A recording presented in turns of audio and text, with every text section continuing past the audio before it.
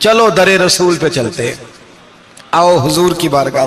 کہتے ہیں نبی پاک کی بارگاہ میں آئے، حضور نے چہرے دیکھے، کریم سے مسئلہ نہیں پوچھنا پڑا۔ میرے مصطفیٰ کریم نے فرمایا بھوک لگی ہوئی ہے تم تینوں کو؟ 3-4 دن ہو گئے؟ اللہ کے رسول نے فرمایا مجھے پورا ہفتہ ہو گیا ہے۔ سبب کچھ اور ہے جس کو تو خود سمجھتا ہے۔ زوال بندہ مومن کا بے زری سے نہیں، بھوک نقصان کا وجہ نہیں بنی، وجہ کوئی اور بنی ہے۔ رشوتیں جو بازار گرم ہوئے ہیں لوٹ مار کے، یہ روٹی کے لیے نہیں، یہ زیادہ کھانے کے لیے، یہ بینک بیلنس کے لیے گرم ہے۔ یہ لوٹ مار کا مقصد کوٹھیاں بنانا ہے، روٹی کا تو رب کریم کا وعدہ ہے۔ جو روز روتا ہے شام کو کہ میرا کاروبار کوئی نہیں، اصل میں کہتا ہے بنگلہ کوئی نہیں، اصل میں کہتا ہے کار کوئی نہیں، پجارو کوئی نہیں، روٹی تو اللہ عطا فرماتا ہے، اس کا وعدہ ہے۔ فرمایا حضور نے 3 دن بیت گئے، چلو۔ میرا بے تکلف صحابی ہے ابو الحسن انصاری، وہ بڑے نصیب والے ہوتے ہیں جن کو میرے نبی پاک خود کہتے تھے کہ تیری فلانی ذمہ داری ہے۔ اس زمانے کا تو کسی کو کہہ دیا جائے یہ تیری ذمہ داری ہے تو کہتا ہے یہ تو پھٹیکے ڈالنے لگ گیا ہے، یہاں سے تو چھٹی کر جانی چاہیے۔ خوش ہوتے تھے صحابہ کہ ہماری ذمہ داری لگی۔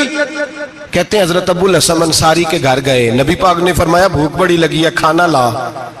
کہتے ہیں حضور نے اسے کہا تو اس آدمی کو تو وجد ہی ہو گیا، اس نے کہا میرے اتنے نصیب کہ حضور کا یہ کھانا کھلا۔ آؤ دیکھو دنیا والو، آج جو سب سے زیادہ عزت والا ہے وہ میرا مہمان بنا ہوا ہے۔ فرماتے ہیں وہ دوڑے گئے، بکری اٹھائی، ذبح کی، بیوی کو کہنے لگے روٹی تیار کر، ادھر کھجوریں توڑی، انگور توڑے، کہنے لگے حضور آپ جب تک تناول کریں تب تک کھانا پک جاتا ہے۔ حضرت عمر کہتے ہیں روٹی پک کے آئی، بڑا پیارا گوشت، بڑا اچھا سالن، بڑا خوبصورت خلوص والا کھانا۔ فرماتے ہیں میں نے بڑا ہی کھایا۔ نبی پاک نے نہ ایک روٹی لی اور چھوٹی چپاتی، تھوڑا تھوڑا سالن کونوں سے، اور جب نبی پاک نے کھا لیا تو حضور کی آنکھوں میں آنسو آئے۔ حضرت عمر کہنے لگے حضور روئے کیوں؟ نبی پاک نے فرمایا سوچتا ہوں 7 دن کے فاقے کے بعد کھایا ہے، پر ڈرتا ہوں رب اس کا حساب پوچھے گا تو جواب کیسے دینا ہے، اس کا حساب بھی تو دینا ہے نا جو کھایا ہے۔ تو حضرت عمر فاروق کے ہاتھ میں کچھ چیز تھی، زور سے زمین پہ ماری، کہا محبوبہ 7 دن کے بعد بھی روٹی کھائے تو حساب دینا ہے۔ نبی پاک فرمانے لگے عمر وہ مالک ہے نا، تو جب دیتا ہے تو حساب نہیں لے سکتا، حساب تو دینا ہے، حساب تو دینا ہے، تیاری رکھو۔ صحابہ کرام فرماتے ہم نے ارادہ کیا کہ آج کے بعد ہم پھر فاقے کریں گے، کم کھائیں گے، اس لیے کہ حساب دینا ہے۔ میرے بھائی وہ فاقہ کشی کرتے تھے، ڈرتے تھے۔ یہاں تو لوگ کھا کے بیمار ہیں، کھاتے جا رہے ہیں، سوتے جا رہے ہیں، کھاتے جا رہے ہیں، سوتے جا رہے ہیں۔ یہ بھی وقت آئے گا رمضان شریف کا، سویرے درس پہ آؤ کہتے نیند بڑی آتی ہے، سویرے 2 سپارے پڑھ کے سویا کرو کہتے صاحب نیند بڑی آتی ہے، فجر کے بعد ہی تو وقت ہوتا ہے اللہ اللہ کرنے کا، سحری کا، کھاتے جا رہے ہیں، سوتے۔ لوگ جماعت سے نماز نہیں پڑھتے، سو جاتے، جماعت کا ثواب چھوڑ کے سو جائیں گے۔ بھائی رمضان مبارک میں فاقہ کشی کی ٹریننگ ہوتی ہے، فاقہ کشی کی تربیت لے، رمضان میں روکے اپنے آپ کو، تربیت ہوگی۔ اور ہمارے صوفیاء فرماتے ہیں جو زیادہ کھاتا ہے اس کا نفس اس کو زیادہ پہ مائل کرتا ہے، خواہشات نفس پیدا ہوتی ہیں۔ میرے نبی پاک علیہ السلام نے جوانوں کو حکم دیا ہے یا معاشر الشباب، او جوانوں، یا رسول اللہ کیا حکم ہے؟ فرمایا یا نکاح کر لو اگر طاقت ہے، نہیں طاقت تو روزے رکھو۔ حضور روزے سے کیا ہوگا؟ فرمایا تمہارا نفس کچلا جائے گا، شیطان وسوسہ اندوزی نہیں کرے گا۔ آج نوجوان بڑھ بڑھ کے کھاتا ہے، بہت زیادہ کھاتا ہے، کبھی اس ہوٹل سے کھاتا ہے، کبھی اس ہوٹل سے کھاتا ہے۔ اتنا زیادہ کھائیں گے تو نفسانی قوتیں اچھل کر کے آئیں گی، مشکل ہو جائے گا۔ شادیاں دیر سے ہوتی ہیں، ماں باپ آنکھیں بند کر کے بیٹھے ہوئے ہیں۔ اگر ماں باپ کی ذمہ داری ہو اور ماں باپ نکاح نہ کرے تو نبی پاک نے فرمایا بچے گناہ کریں گے تو جتنا گناہ بچے کو اتنا باپ کو بھی ہوگا۔ تو ماں باپ چپ ہیں، دوسرا شادی مشکل بڑی ہے، مہنگی بڑی، اور تیسرا نہیں کر رہے کچھ لوگ تو روزے بھی نہیں رکھ رہے۔ تو رمضان ان کے لیے بھی وقت ہے، نفسانی قوتیں کچلی جائیں گی، کھانا جتنا کم کھایا جائے گا اتنا وجود کے اندر نفسانی خواہشات کم پیدا ہوں گی۔ تو رمضان تو پریکٹس ہے مجاہدے کی، دین کی۔ اور دوسرا میرے حبیب پاک صلی اللہ علیہ وسلم نے فرمایا ہے، حضور فرماتے ہیں کہ رمضان اور قرآن کا آپس میں رشتہ ہے۔ قرآن پاک کتنا پڑھنا چاہیے روزانہ؟ زیادہ سے اللہ جزا دے، امید ہے آپ زیادہ سے زیادہ ہی پڑھتے ہوں گے۔ भाई सुने, हदीस मुबारका में नबी पाक ने फरमाया रमजान और कुरान दोनों मिल के ना, बड़ी प्यारी हदीस है, फरमाया दोनों मिल के अल्लाह की बारगाह में मेरी उम्मत की सिफारिश करेंगे। रमजान और अल्लाहु अकबर। किस तरह?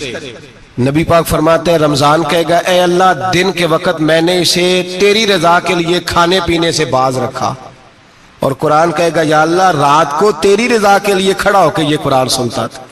रमजान और कुरान दोनों सिफारिश करेंगे। हम ना बड़ा कुछ पढ़ते हैं, सुनते हैं, सीखते हैं। अब यकीन करें ये खाते भाई का भाई से इख्तलाफ हो जाए ना तो वो 30 साल पुराने खाते खोल के ले आता है, सारी रात ढूंढता है कि मेरे पैसे कहां से निकलते हैं, पढ़ लेता है। कुरान पाक की बारी आती है तो नहीं पढ़ते कुरान पाक। अब्बा जी का खत्म होता है तो मांगते फिरते हैं, कहते 2 कुरान पाक 10 कुरान पाक। ये बातें बतानी नहीं चाहिए, करनी नहीं चाहिए, लेकिन चूंकि तरबियत के लिए बैठा हूं तो कर देता हूं। मेरे शागिर्दों से पूछें, यहाँ मदरसा है अल्हम्दुलिल्लाह, दर्जनों तलबा है, असातिज़ा है, मेरे पीर भाई हैं, और मेरा ये दावा है कि शायद कोई किसी से इतना प्यार करता हो जितने मेरे शागिर्द और मुरीद मुझसे करते हैं। लेकिन मैंने कभी किसी से नहीं कहा कि जरा सूरत फातिहा पढ़ के देना, मैंने अपने अब्बा जी को सवाब देना है। पूछ लें किसी से नहीं कभी कहा, कभी नहीं मैंने कहा कि जरा मुझे थोड़ा सा कुरान पढ़ दें। मैं इसको नाजायज नहीं कहता, पढ़वाना चाहिए, लेकिन मैं अपने वालिदैन के लिए कभी सवाल नहीं करता कि मुझे जरा पढ़ के दो, मैंने बख्शना है, इसलिए कि मैंने जाती तौर पे रूटीन बनाई है। मैं समझता हूं कि कायनात के अंदर मेरे ऊपर जिन लोगों ने एहसान किए उनमें सबसे ज्यादा हिस्सा मेरे माँ बाप का है। मैं समझता हूं इस बात। कितना नालायक हूं मैं कि मैं 1 महीने में एक कुरान पाक भी पढ़ के उनकी रूह को एहसास नहीं कर सकता। मेरा ये तरीका है जाती, मैं कदगन नहीं लगाता, मेरा जाती तरीका ये अलहम्द से शुरू करो और 2 सूरतें छोड़ के कुरान पाक खत्म कर दो आखिरी, और फिर फलक और नास सूरतें साथ ले जाओ। यहां बैठ के साले सवाब नहीं करना, खत्म नहीं दिलाना, साथ ले जाओ, कब्र पे खड़े हो जाओ और फलक और नास सूरतें कब्र पे बैठ के तिलावत करो। और जो कुरान मजीद पढ़ा है उनकी रूह को वहां एहसास करो। ओ भाई, औलाद जब माँ बाप के लिए पढ़ती है तो उसे कहना नहीं पड़ता अल्लाह बख्श दे, इसलिए कि औलाद की नेकियां खुद ब खुद माँ बाप के खाते में जमा होती हैं, खुद नेकियां जमा होती हैं। मेरे भाई, तू बच्चों से ये तो मुतालबा करता है कि बेटा इस साल रमजान मुबारक में मेरे लिए सत्तू जरूर बनाना, फलानी चटनी जरूर तैयार करना, ये क्यों नहीं कहता बीवी से कि डिशे कम बनाना? तू भी बैठ के कुरान पाक पढ़, मैं भी कुरान पाक पढ़ता हूँ। इधर आओ बेटा, यहाँ बैठ के तिलावत करो, मैं भी करता हूँ। बेटी इधर आओ, बैठ के कुरान पाक पढ़ो। कितना वक्त लगता है? हाफिज और कारी और उलमा अगर पढ़े तो 20-25 मिनट लगते हैं कुरान पाक का सिपारा पढ़ने, और अटक अटक के पढ़ने वाला भी पढ़े तो 1 घंटा लग जाएगा। और मेरे नबी पाक सल्लल्लाहु अलैहि वसल्लम ने फरमाया जो कुरान पढ़ते हुए अटकता है अल्लाह उसे डबल सवाब अता फरमाता है। फरमाया जो जुबानी पढ़े सिंगल सवाब, जो देख के पढ़े उसे डबल सवाब। हुजूर क्यों? फरमाया इसलिए कि मेरा कुरान देखने पे भी अल्लाह सवाब अता फरमाता है, कुरान देखने पे भी अल्लाह सवाब देता है, देखने का भी सवाब। रमजान शरीफ में कुरान पाक पढ़े, खोल के पढ़े। और मेरे भाई, अगर तेरा बच्चा पढ़े, अगर तेरी बेटी पढ़े, कायनात का खुशनसीब बाप वो है कि बेटा कुरान पढ़े, चाहे नाजरा ही पढ़े, जिसकी बेटी पढ़े। जिंदगी में इन्हें इस काम पे लगा जाओ, मरने के बाद भी पढ़ेंगे। इमाम जलालुद्दीन सयूती शाफई रहमतुल्लाह अलैह फरमाते, हजरत ईसा कब्र के पास से गुजरे, कब्र पे अजाब हो रहा था, अल्लाह का गजब बरस रहा था। जनाब ईसा इस्तिगफार पढ़ते डरते गुजर गए। थोड़ी देर के बाद, चंद घंटों के बाद गुजरे तो उसी कब्र पे फूल खिले हुए थे, रहमत बरस रही थी। हजरत ईसा अलैहिस्सलाम अर्ज करने लगे, मौला तू बेनियाज है, मेरी ताकत नहीं तेरे कामों में बोलने की, पर अभी तो यहाँ अजाब हो रहा था, अभी रहमत बरस रही है। जनाब ईसा कहते हैं आवाज़े खुदाबंदी आई, ईसा बंदा बड़ा गुनाहगार था, पापी था, मुजरम था, खताकार था, लेकिन जब इसका इंतकाल हुआ, इसकी बीवी हामला थी, उसके पेट में बच्चा था, बच्चा इसके इंतकाल के बाद पैदा हुआ।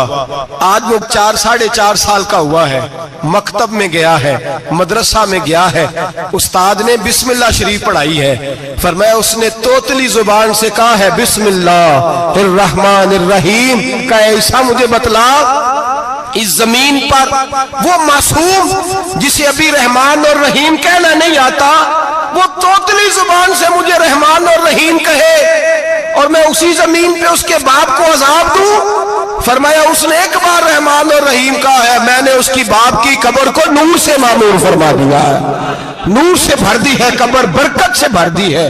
اللہ کرے میرے بیٹے بھی قرآن پڑھے، اللہ کرے میری بیٹیاں بھی قرآن پڑھیں، اللہ کرے ہم سب کی اولادیں قرآن پاک پڑھیں۔ دیکھیں نا امام اعظم ابو حنیفہ رمضان میں 61 قرآن پاک پڑھتے تھے۔ کتنے؟ 60 ایک، اللہ اکبر۔ ایک قرآن پاک دن میں پڑھتے پورا، ایک رات کو پڑھتے، ایک تراویح میں پڑھتے۔ 61 قرآن پاک امام صاحب پڑھتے۔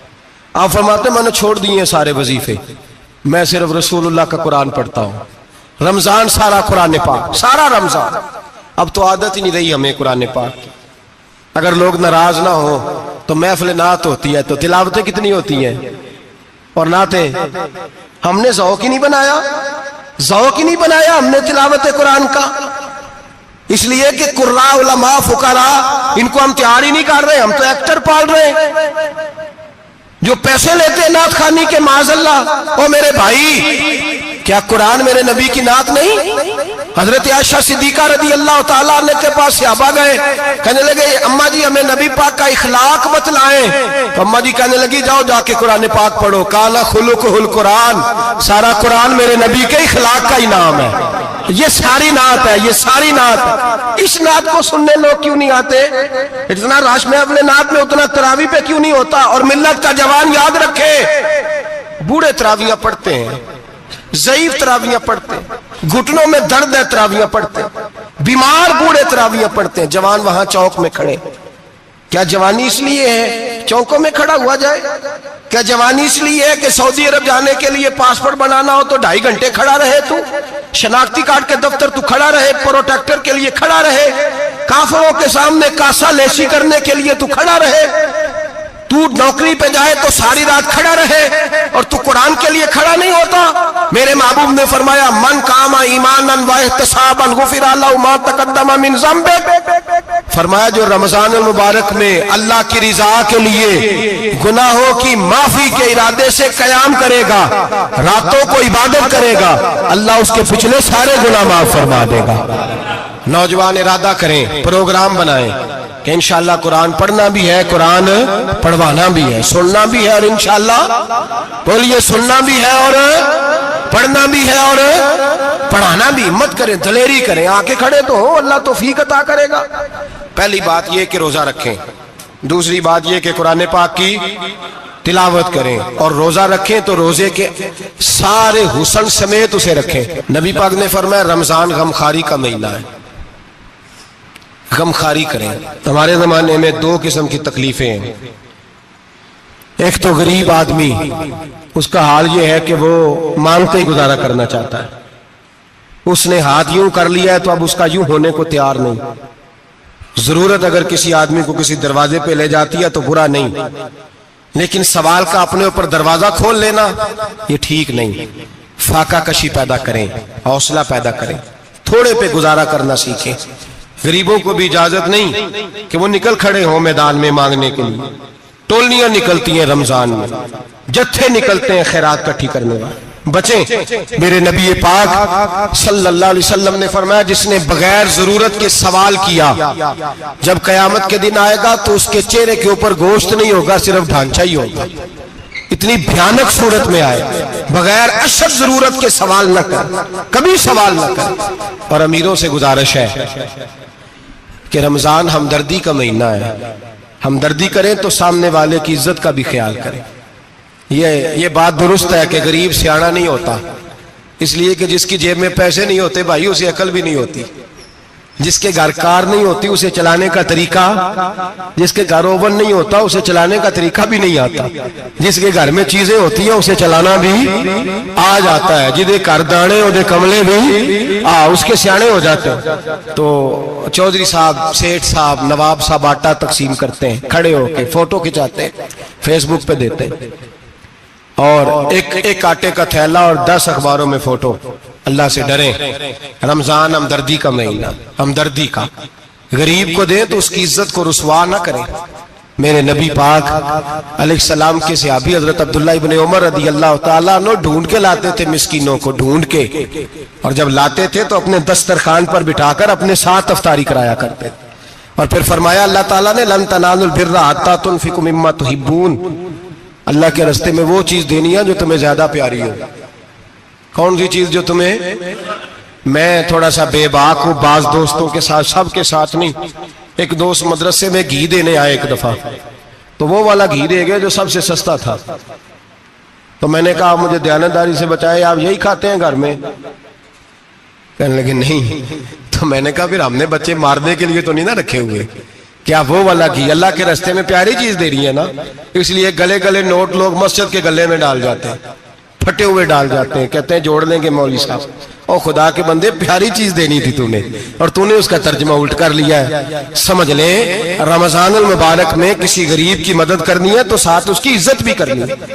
نبی پاک علیہ السلام کے دروازے پر جب سے، یہ جملہ ایک ہے لیکن بڑا قیمتی ہے.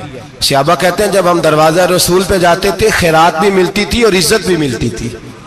خود بھیک دے خود ہی کہیں منگتے کا بھلا ہو، خیرات بھی ملتی تھی اور عزت بھی ملتی تھی. نبی پاک ساتھ عزت بھی دیتے تھے، مسکین کو غریب کو دیں اور خیر خائی کریں. جوتے بیچنے والے جوتوں کے ریٹ سستے کریں، کپڑا بیچنے والے کپڑے کا ریٹ، درزی صاحب بھی ریٹ سستا کریں، دکاندار بھی چیزوں کا ریٹ، حکیم صاحب پیسے کم لیں، ڈاکٹر پیسے کم کریں، حکومت نرخوں میں کمی کرے، اور یہ کام اجتماعی طور پہ کریں. میرے نبی پاک نے فرمایا رمضان غمخواری کا مہینہ ہے، اس میں غمخواری کرنی ہے، دوسرے کا خیال کریں، احسار کریں، قربانی کریں. یہاں ہر چیز کا ریٹ بڑھ جاتا ہے رمضان شریف میں. ہر آدمی کہتا ہے میرا سیزن آ گیا ہے، توجہ بڑھائیں، خیال کریں، غمخواری کا مہینہ ہے. اور پھر آپ لوگوں سے یہ بھی گزارش ہے کہ رمضان المبارک کا جب مہینہ آئے تو جس آدمی کے ساتھ نیکی کرنی ہے وقت پہ کریں. کسی غریب کو پیسے دینے ہیں، کپڑے دینے ہیں تو یکم رمضان کو دیں.